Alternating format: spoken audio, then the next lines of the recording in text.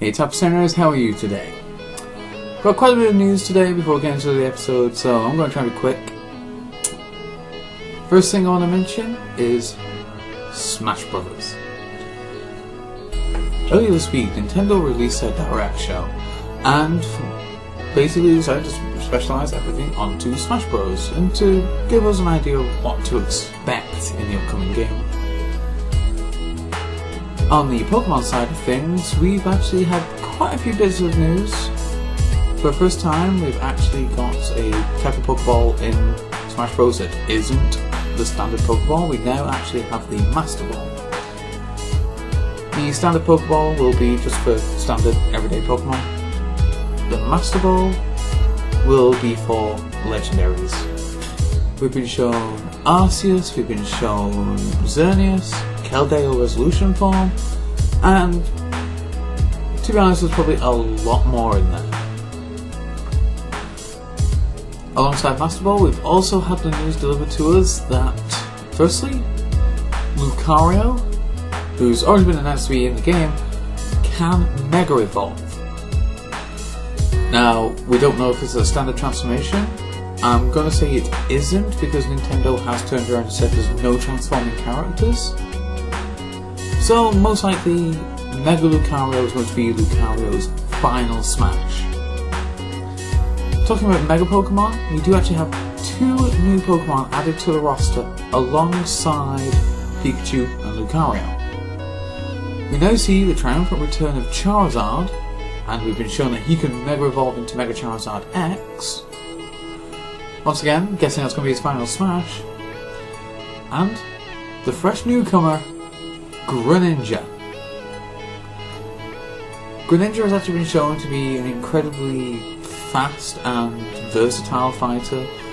Game Explain have already released an analysis based on the trailer for Greninja. And until we get the full game, I can't think of any other way of getting information on him. It's a good insight what they've given us. They've shown us how some of Greninja's moves seem to have incredibly high priority. They've also tried to actually specify what his moves might be. I mean, we already know that he's got his trademark water shuriken, but we've also seen he's got this water sword thing going on. Game Explain have said it might be some kind of water-based Night Slash. I think it's just a variant on his water shuriken. If you can make a solid shape out of water, then why does it just have to be a star? Why can't it be a blade? That's just the way I look at it though. On Smash Bros., we actually have had the announcement of the Ken Sugimori art book. Seems that Sugimori's finally releasing some of his actual original art, some of his concept sketches that never made it into games. All of this stuff is going to be released to us, the public, sometime in May. It's going to retail for around about 1,900 yen, about 2,000 yen I'd say. And the book itself is going to be about 360 pages, although about 32 pages of that is just an interview with Mr. Sugimori himself. Stepping away from Sugimori's art book and moving on to the cards, we've had 2 new English scans for our Flashfire set. They are Barbarako and Dust Noir. Now, that when I covered the Rock Wild Blaze already gave a brief handout to these 2. And yeah, it's nice to actually have them guaranteed, so we'll keep on going with that. Although the note about English Flashfire cards does bring us to today's episode.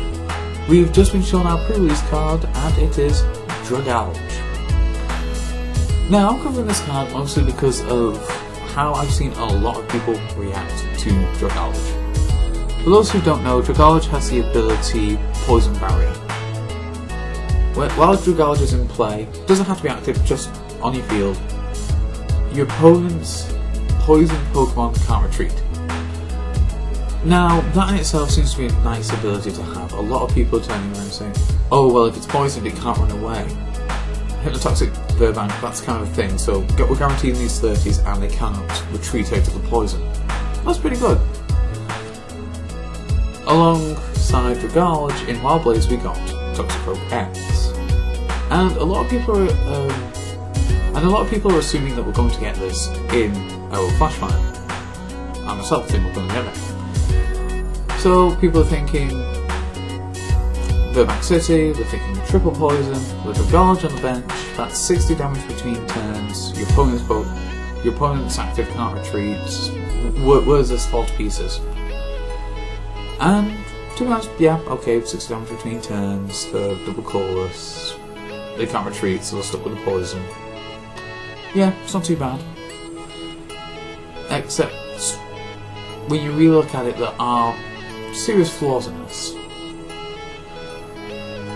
Any heavy deck will tend to be running something like Keldeo Floatstone or a heavy switch line. Basically, any deck that doesn't want something stuck in active position is going to have an option to actually get that thing out of the active position. If you look at Keldeo Blastoise, they've got Keldeo. Oh no, you poised my guy. Rush in. It's only stopping retreating, it doesn't stop effects that allow you to switch. So you can still use switch, escape rope, rush in. You can use all of these things, and you can still get around poison. Geneset Parisian, that's still a thing that's in format. And yeah. Oh, there's Grass Energy on my board. Poison isn't a thing. Your deck completely stops working. You can't poison barrier because you can't poison them, they're not taking damage between turns because they're not poisoned. There's not much going on for them.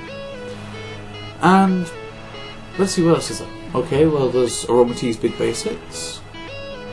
That could run Virizion, or Slurpuff if it wants to. So, 2 flavours of deactivation there. Plasma? Okay, maybe like Plasma would have to rely on cards like Switch, I guess. There's no real free retreat for it, or unless it runs Keldeo Floatstone. So, Plasma, yeah. But then again, there's enough in format to make Plasma cry anyway. Darkrai Garbodor? Well, Darkrai Garbodor shuts down Poison Barrier, so they can retreat at will anyway. So,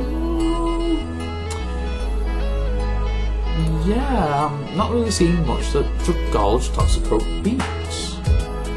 A lot of people are hyping this deck, and I'm struggling to see why. I mean, don't get me wrong, I can see, double colorless, 6 damage between turns, potential for them to not be able to retreat. If they don't get the outs to retreat, or they just decide they don't want to retreat, then maybe, it's 120 over 2 turns, well, that's 120 over 2 end phases, so, okay, yeah, I can see that, but I'm really looking at this, and it's a case of so much of this deck just turns around and says, the format has an out to me. Toxicroak X itself is weak to Psychic, so you go against Plasma. They put 2 energies on Deoxys. GG. You can't use Toxicroak against that because it's 180 damage. Toxicroak has 170 hit points. So yeah, I think the long story short is Dragalge has this whole false hype around it, and the new art is kinda nice, but overall I don't see it going anywhere. It's just sitting there. It's gonna collect dust in a binder.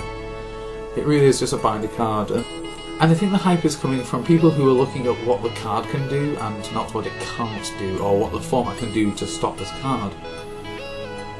So yeah, Dragalge, in my opinion, not as good as people want it to be.